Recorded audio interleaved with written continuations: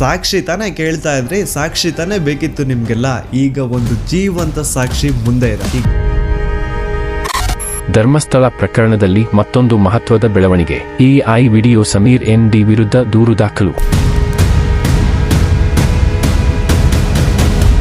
ಧರ್ಮಸ್ಥಳ ಗ್ರಾಮದಲ್ಲಿ ಹಲವಾರು ಹೆಣಗಳನ್ನು ಹೂತು ಹಾಕಿರುವುದರ ಬಗ್ಗೆ ಸಾಕ್ಷಿ ದೂರುದಾರ ನೀಡಿರುವ ದೂರಿನ ಬಗ್ಗೆ ಕಾಲ್ಪನಿಕವಾಗಿ AI ಮೂಲಕ ಸೃಷ್ಟಿಸಲಾದ ಸುಳ್ಳು ಮಾಹಿತಿಗಳನ್ನು ಒಳಗೊಂಡಿರುವ ವಿಡಿಯೋ ಬಹಿರಂಗಪಡಿಸಿ ಸಾರ್ವಜನಿಕರು ಉದ್ರೇಕಗೊಳ್ಳುವಂತೆ ಮಾಡಿರುವ ಬಗ್ಗೆ ಯೂಟ್ಯೂಬರ್ ಸಮೀರ್ MD ವಿರುದ್ಧ ಧರ್ಮಸ್ಥಳ ಠಾಣೆಯಲ್ಲಿ ಪ್ರಕರಣ ದಾಖಲಿಸಲಾಗಿದೆ.